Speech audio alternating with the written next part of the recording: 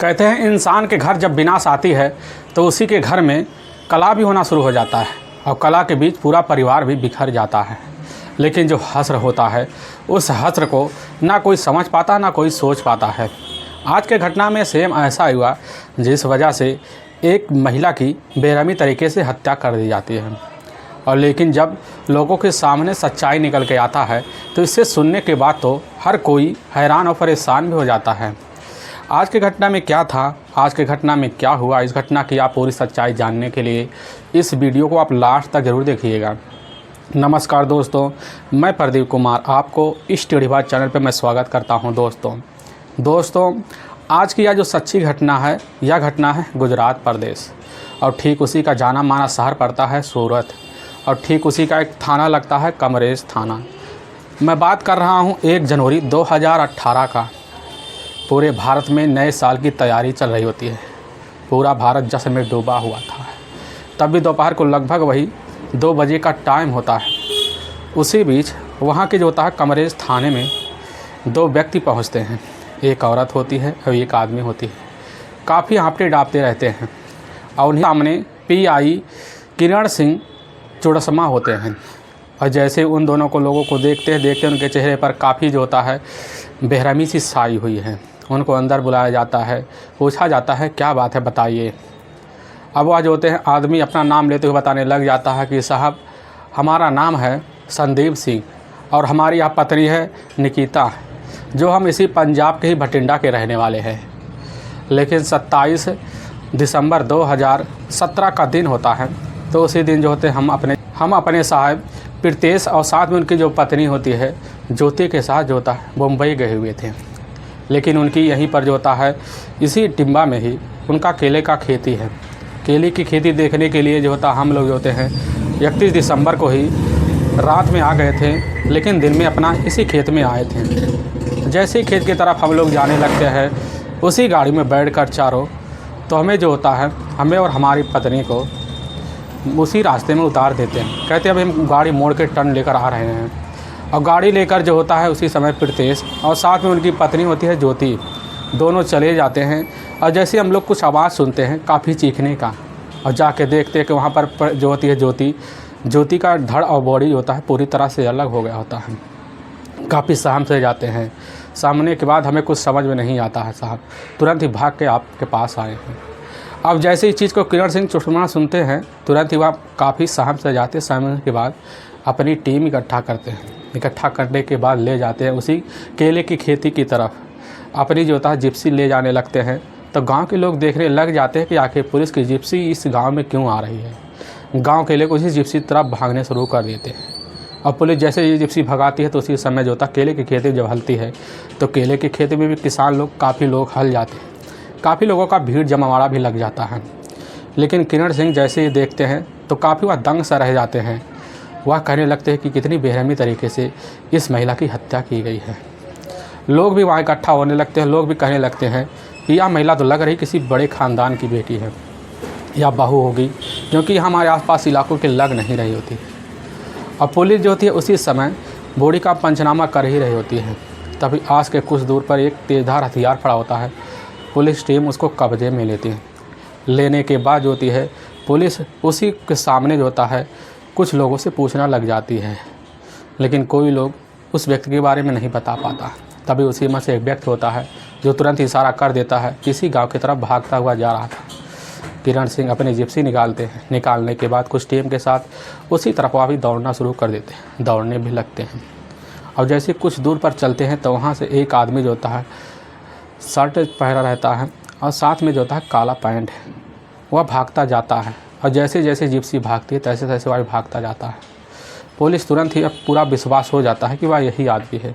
Police उसको पकड़ने के लिए काफ़ी मेहनत करती है, काफ़ी दूर सफ़र तय करती है। और जैसे ही वह गिरता तो पुलिस जाकर टीम उसको अपने कब्जे में लेती है। कब्जे में लेने के बाद उसको उसी समय जो होता है थाने ले जाती है। इधर जो होता है ज्योति की बॉडी का पूरा पंचनामा करने के बाद अपने ही नज़दीकी की सरकारी अस्पताल में पोस्टमार्टम के लिए भिजवा देती है। और दूसरी टीम जो होती है थाने में ले गए हुए जो होता है प्रीतेश से जब पूछताछ शुरू करती है तो प्रीतेश का जो पूरा कपड़ा होता है पूरी तरह से खून से नंगा हुआ था। पुलिस को समझते हुए देर नहीं लगती कि आखिर में प्रीतेश ही अपनी पत्नी का कातिल है। प्रीतेश के सामने जब वही हथियार और वही जो होते हैं उसी समय जो होता है संदीप सिंह खड़े होते हैं, तो देखते हुए प्रीतेश काफ़ी सहम से जाता है। लेकिन पुलिस के सामने जो एक प्रेम रोग वाला सच्चाई बताता है, इसे सुनने के बाद तो हर कोई हैरान और परेशान भी हो जाता है। असल में पंजाब के ही भटिंडा के ही रहने वाली होती है ज्योति सुरजीत सिंह उर्फ निशा, जिसकी उम्र होती है लगभग 20 साल के आसपास। जो होती है ज्योति अपने पिता की एक लाडली थी, पढ़ने में भी काफ़ी अच्छी थी और चंचल भी थी, खूबसूरत भी थी। उसके पिता जो होते हैं अपनी बेटी ज्योति की हर इच्छा पूर्ण भी करते हैं, लेकिन ज्योति का अपना इच्छा होता है वह पढ़ लिख कर एक मॉडलिंग करे। इसीलिए ज्योति तैयारी भी करती है। जब इंटर परीक्षा पास कर लेती है तो पास करने के बाद कुछ लोगों से संपर्क करती है मॉडलिंग के लिए। लेकिन उन्हीं में से एक दोस्त होती है, वह दोस्त जो होता है ज्योति को बम्बई ले जाती है और वहीं पर अपने कमरे में रहकर ज्योति को मॉडलिंग करवाना भी सिखाना शुरू कर देती है और सीखने लगती है। लेकिन जब ज्योति को लगने लगता है कि इसमें हमने सफलता नहीं मिलने वाली है, तो ऐसी सफलता को दूर करने के लिए जो होता है भीमराव एक रोड पड़ता है, उसी रोड में एक बार डांसर होता है, वहीं पर जाकर ज्योति अपनी ज्वाइनिंग लेती है। और जब ज्वाइनिंग लेती है काफ़ी महीने से काम करना शुरू कर देती है। लेकिन जब ज्योति वहाँ पर थिरकना शुरू कर देती तो हर कोई देखने वाला उसकी तरफ अचंभित रह जाता है। उसके आंखों में वह समा भी जाती थी। उसके ऊपर काफ़ी लोग पैसे भी लुटाते थे। हर कोई उसके ऊपर इतना मग्न हो जाता था कि बिना उसके स्टेज से उतरते वह कोई नहीं जाता था। यानी कि सभी लोग जो उसकी तरफ खींचे हुए चले आते थे सबको मोह भी लेते थे और उसके ऊपर काफ़ी ज़्यादा पैसे लूटते थे। मालिक उसके ऊपर काफ़ी ज़्यादा पैसे से मेहरबान हो गया था, उसके ऊपर कर्ज भी कर दिया था। धीरे धीरे जो होती है ज्योति अब उस बार डांसर की देखा जाए काफ़ी हंसती खेलती बार डांसर बन गई होती है। इसी बीच ज्योति अपने घर काफ़ी ज़्यादा पैसे भेजना भी शुरू कर देती है। लेकिन तभी साल 2015 का वह लास्ट महीना होता है। उसी महीने में जो होता है टिम्बा का ही रहने वाला होता है प्रीतेश पटेल, जिसकी उम्र होती है लगभग 30 साल के आसपास, जो एक शादीशुदा था। उसके पिता जो होते हैं असल में विदेश में नौकरी भी करते थे और नौकरी करने की वजह से उसके पास काफ़ी ज़्यादा पैसे भी आते थे। और प्रीतेश के घर में जो होता है काफ़ी ज़्यादा खेती भी था। उसी खेती में वह जो होता है केले की फल की पेड़ काफ़ी ज़्यादा लगा रखा था और जिसी वजह से वह प्रीतेश करोड़पति भी बन गया था। प्रीतेश अपनी ज़िंदगी जीने के लिए काफ़ी ऐशो आराम से भी जीता है और जीता भी रहता है। लेकिन जब प्रीतेश के जो पिता होते हैं विदेश से आते हैं तो उन्हें लेने के लिए मुंबई आया जाया करता था। आने जाने के बीच जब उसके पास समय बचता था तो वह उसी बीच जो होता है बार डांसर चला जाता था। लेकिन तभी उसी बीच एक दिन जब बार डांसर गया हुआ था तो वहीं पर ज्योति उसके सामने पड़ती है और ज्योति को वह देखते ही देखते रह जाता है। उसको समझ नहीं आता आखिर में हमारे सामने आज कौन पड़ गई। और उसी के ऊपर जो होता है प्रीतेश काफ़ी ज़्यादा पैसे लुटा देता है। ना आव देखता ना ताव देखता है, फेंकते चला जाता है। ज्योति भी नहीं समझ पाती है। और इसी बीच आए दिन जो होता है अब लगभग वो दिलदार करने के लिए वह जो होता है प्रीतेश उतावला भी रहता है। जब मूड में आता तब चला जाता है। कि ज्योति भी समझ जाती है कि प्रीतेश जो होता है लग रहा हमारे ऊपर फिदा हो गया। और इसी बीच प्रीतेश जो होता है कैसे ना तैसे कर जो होता है वह ज्योति का अता पता करवा लेती है। करवाने के बाद जो होता है उससे जाकर कांटेक्ट करती है। कांटेक्ट करने के बाद दोनों आपस में बातें करते हैं और इसी तरह निगाहें मिलती हैं। प्रेम प्रसंग भी चालू हो जाता है। प्रेम प्रसंग का सिलसिला इनका चलना भी शुरू हो जाता है और चलने भी लगता है, में मिलाप होता है। और इसी बीच जो होता है लगभग इनके ज़िंदगी का पूरा जरिया बन ही गया होता है। तभी जो होता है प्रीतेश कभी ज्योति को होटल ले जाता। होटल ले जाने के बाद वहाँ पर जो होता है अच्छे से नाश्ता कराता और नाश्ता पानी कराने के बाद जो होता है उसके साथ कहीं ना कहीं संबंध बना दिया। अब इसी वजह से इनका संबंध का सिलसिला आए दिन चलता भी रहता है। लगभग इनके ज़िंदगी का 2 साल ऐसे ही बीत गया है, लेकिन कोई इनके ज़िंदगी में आगे बदलाव नहीं आया। तभी प्रीतेश अपने मन के ठान में बैठा था कि आज हम ज्योति से कुछ ऐसी बात कहेंगे जिस वजह से ज्योति भी खुश हो जाएगी। प्रीतेश अपने दिल में तसल्ली लेकर जो होता है वह जाकर साल 2017 का लगभग वही फरवरी का महीना होता है। उसी महीने वैलेंटाइन डे होता है। जाकर जो होता है प्रीतेश जो होता है ज्योति के सामने प्रपोज कर देता है शादी के लिए। ज्योति पहले तो यह कह देती है हमें पता है तुम्हारी शादी हो चुकी है, क्या तुम्हारी पत्नी के रहते हमसे शादी तुम करोगे। तुरंत ही प्रीतेश उसी समय हाँ वक्का रहे, कहता है क्यों नहीं, हम तुमसे शादी करेंगे। लेकिन ज्योति कह देती है हमारा एक शर्त है, अगर तुम हमसे शादी करोगे तो अपनी पत्नी को तलाक देना पड़ेगा। अब इसी बात के लिए जो था प्रीतेश राजी भी हो जाता है और बम्बई से भागकर अपने ही गांव भटिंडा आ जाता है। अपनी पत्नी के सामने सारी बात रख देता है। उसकी पत्नी होती काफ़ी ढहम सी जाती है। ढहमने के बाद जो होता है अपने पति से ही झगड़े तकरार शुरू कर देती है और उसी बीच झगड़े तकरार के बीच आए दिन बढ़ भी जाते हैं, बढ़ना भी शुरू हो जाते हैं। अब इसी बीच जो होती है ज्योति होती है मुंबई से भागकर अपने ही गांव भटिंडा आ जाती है, वहीं पर रहने लगती है। अब जैसे इस बात का पता प्रीतेश को लगता है तो प्रीतेश जो होता है भटिंडा जाकर वहाँ लगभग 2 करोड़ का आलीशान प्लाट ले लेता है। उसी प्लाट को ज्योति को गिफ्ट कर देता है और वहीं पर ज्योति भी रहना शुरू कर देती है। जब भी मिलने का मन करता तो ज्योति को उसी फ्लैट में बुला लेता है और फिर वही दोनों रिलेशन बनाते। सिलसिला यूँ ही चलने लगता है। तभी इसी बीच जैसे ही इस चीज़ की खबर प्रीतेश की पत्नी को चलता है तो उसकी पत्नी काफ़ी भन्ना से जाती है, काफ़ी इसी बीच के झगड़े तकरार करने लग जाती है। प्रीतेश कहता है तुम हमें तलाक दे दो, लेकिन उनकी पत्नी कहती है कि हम तुम्हें तलाक कभी नहीं देंगे। लेकिन इनके झगड़े तकरार आए दिन बढ़ना शुरू हो जाते हैं।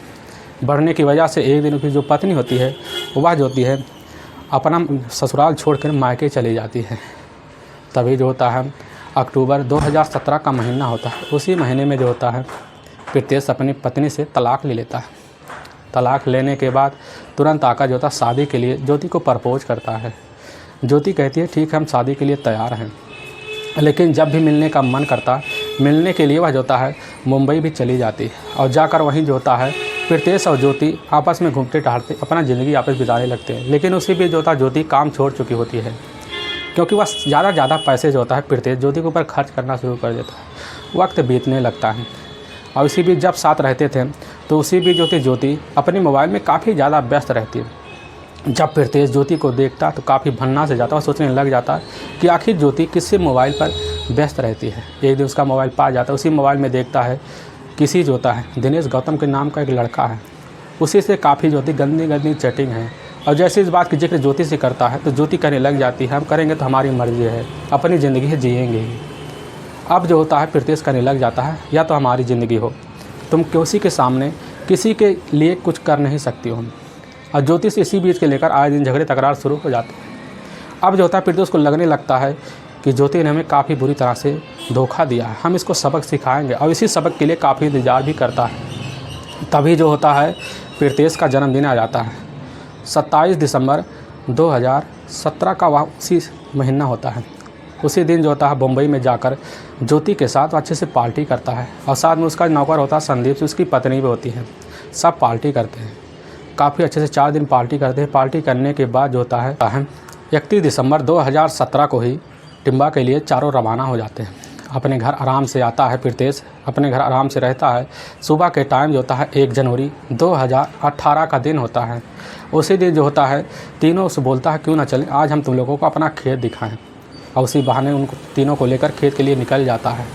लेकिन ड्राइवर संदीप होता है, साथ उसकी पत्नी जो होती है पीछे बैठे होती है। आगे वाला सीट जो होता है उसकी पत्नी ज्योति होती है और साथ में जो होता है प्रीतेश गाड़ी चला रहा होता है। जैसे ही केले के खेत के पास पहुंचते हैं तो पहुंचते बाद जो होता है अपने ही नौकर को बोल देता है कि तुम दोनों उतर जाओ, अभी हम गाड़ी मोड़कर उधर से लाते हैं। तभी संदीप और उसकी पत्नी दोनों उतर जाते हैं। उतरने के बाद जो होता है जैसे गाड़ी आगे ले जाता है तो उसी समय प्रीतेश ज्योति से कहने लग जाता है कि तुम उस लड़के से बात करना छोड़ दो, नहीं तुम्हारे लिए अच्छा नहीं होगा। ज्योति कह देती आखिर तुम कर क्या लोगे, और इसी बिना पर जैसे नाम लेती है कर क्या लोगे तो वह जो होता है प्रीतेश का मूड भन्ना जाता है। भन्नाने की वजह से वहीं केला काटने वाला हथियार रखा होता है, क्योंकि उस समय जो मज़दूर थे छुट्टी पर चले गए थे। उसी हथियार को लेता है और ज्योति जो होती है मोबाइल पर व्यस्त होती है। व्यस्त होने की वजह नहीं जान पाती कि हमारे पीछे क्या हो रहा है। और प्रीतेश जो होता है उसी हथियार को लेकर ज्योति के गर्दन को अलग कर देता है और करने के बाद कुछ देर बैठा रहता है। और जैसे चीख मचती है तो वहाँ उस समय संदीप सिंह उसकी पत्नी दोनों भागते आते हैं। नज़ारा देखकर दंग रह जाते हैं और इसी सूचना जो था पुलिस को दे देते हैं। वाकई में दोस्तों पुलिस के सामने जैसे सच्चाई आती है, इसे सुनने के बाद तो हर कोई हैरान और परेशान भी हो जाता है। और इसी बिना पर पुलिस की जो टीम होती है उसी समय ले जाकर प्रीतेश को वहाँ की कोर्ट में पेश करती है। कोर्ट में पेश करने के बाद ले जाकर जेल में डाल दिया जाता है। दोस्तों हमें इस घटना का सुनाने का उद्देश्य किसी को परेशान करना नहीं है और ना ही किसी को दिल को ठेस पहुंचाना है। बस आपको यह बताना है कि आप जहां भी रहें आप सावधान और सतर्क जरूर रहें। दोस्तों अगर आपको वीडियो पसंद आ रहा है तो इस वीडियो को आप ज़्यादा से ज़्यादा शेयर और सब्सक्राइब जरूर करें, जिससे हम आपके बहुत आभारी रहेंगे। फिर मिलेंगे एक नए एपिसोड के साथ। तब तक के लिए जय हिंद और जय भारत।